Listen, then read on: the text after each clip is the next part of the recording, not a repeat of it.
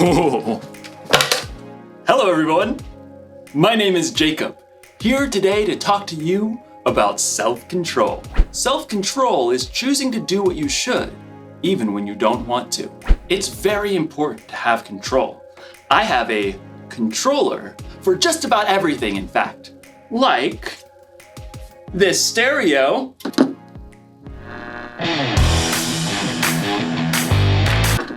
Thanks, stereo. Or this fan. I've even got a remote for my blender. And of course, everyone's favorite remote control, the TV remote. Whoa, where is the TV remote? This is its spot. This is its home. It's where it lives. Where are you, little TV remote? TV remote! TV, TV, TV, TV. No, little guy, where are you? TV! This makes me so mad.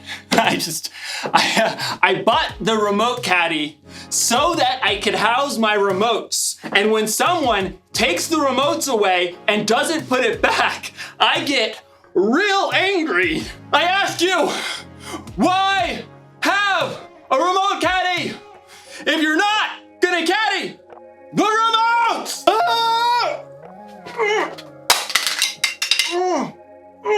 What's going on?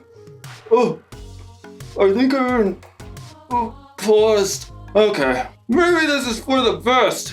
I was really losing my temper there. Okay, I feel better. You can unpause me now.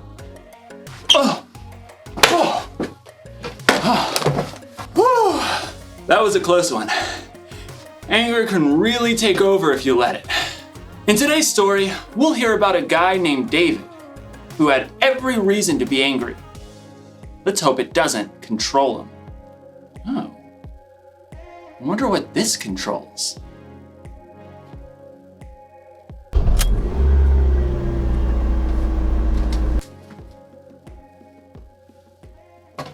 I don't even own a car. The Bible. It's 66 books of history, stories, letters, and poetry that fit together to form God's one big story. The epic adventure of how He created us and loves us so much that He made a way to rescue us. As we travel through the Bible, from Genesis to Revelation, we discover people who met God and found their lives changed forever. Now, for an amazing story. Inspired by the book of 1 Samuel, chapter 24. David had been chosen by God as Israel's next king, but for a while, Saul was still king. David served King Saul and won many battles for him. The people loved David. Hey David, you're so fine, you blow up my head, David! Hey David! Saul, however, was deeply jealous of David. In fact, he even tried to kill him. David escaped into the wilderness, where around 400 men came to join him. People who were in trouble or owed money. A merry band of misfits. But Saul still saw David as a threat. When he heard that David and his men were camped in the desert of Maon, Saul took soldiers to chase after them. They're right behind us, David. Quick, we'll head around the mountain. Just as Saul and his men were closing in on David, Saul received word that the Philistines were attacking Israel. Oh, phooey. Saul was forced to stop the chase and deal with the Philistines. David and his men could breathe a sigh of relief. There's a safe place near En-Gedi. Maybe Saul will finally leave us alone if we hide out there. But as soon as Saul had dealt with the Philistines, a messenger brought news. David is in the desert of En-Gedi. Aha! We've got him this time. Gather 3,000 of the best soldiers from all of Israel.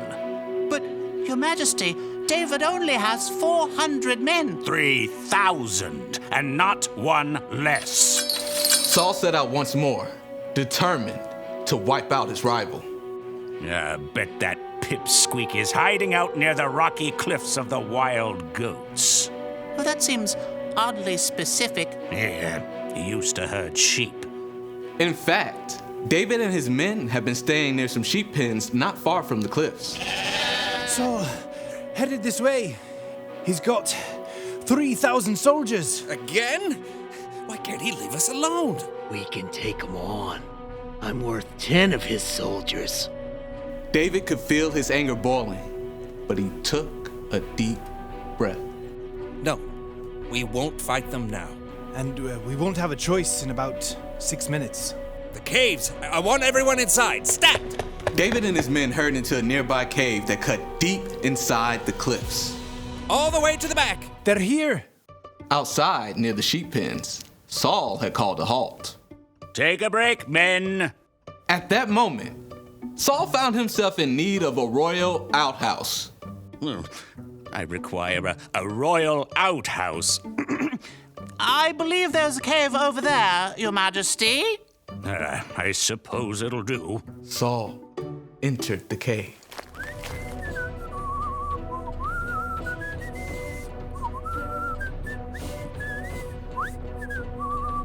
Far back in the cave, David and his men froze. Through the gloom, David could see the man who had tried to kill him and was now forcing him to live on the run.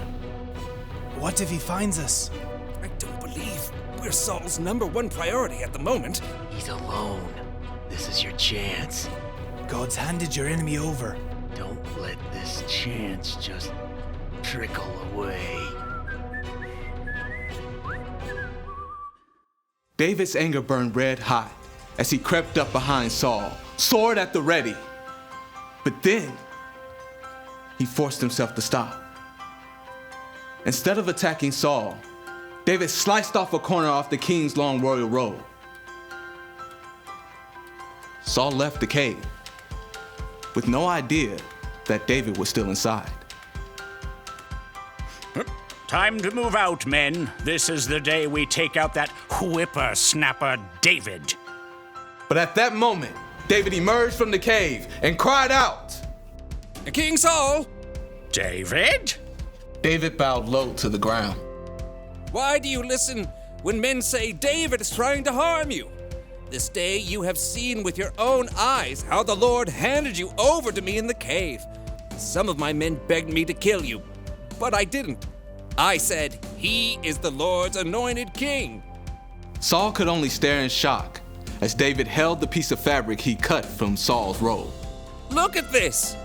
I cut off the corner of your robe, but I did not kill you. Yet you are hunting me down to kill me. May the Lord show that I'm not guilty of doing anything wrong. May he save me from you. The truth cut Saul to the heart and began to weep. Oh, you are a better person than I am. You have treated me well, but I've treated you badly. May the Lord reward you. I know for sure that you will be king. Now, promise me that you won't kill my family or wipe out my name from my family line. David looked his enemy straight in the eye. I promise. Then Saul and his men returned home, and David and his band of misfits returned to their usual hiding place.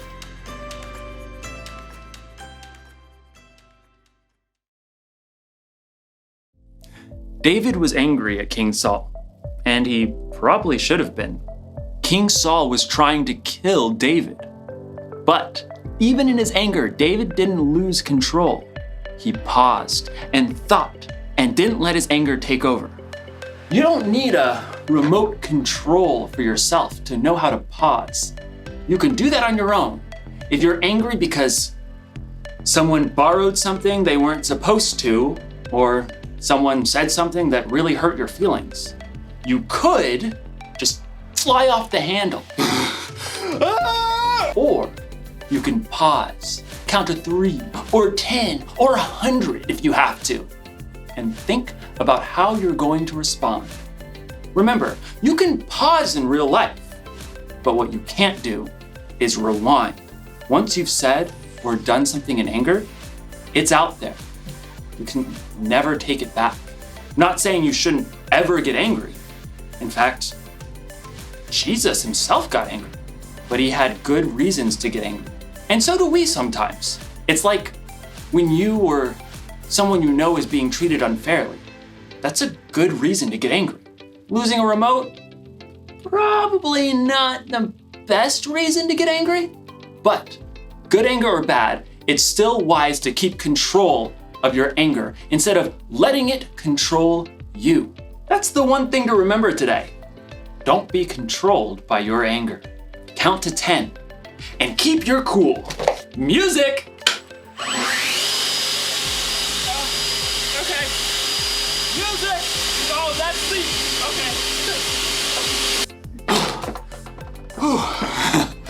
I gotta get a universal remote. I'll see you next time.